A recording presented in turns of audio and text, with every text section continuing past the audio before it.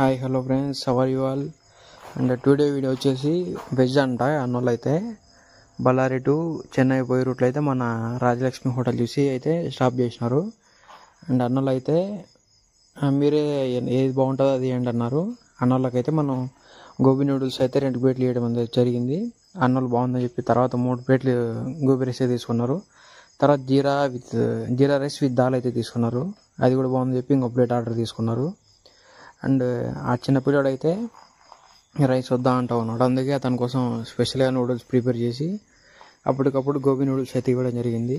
And మీరు కూడా ఈ రూట్లో పోతూ ఉంటే ఒకసారి విజిట్ చేయండి మన హోటల్ని అయితే.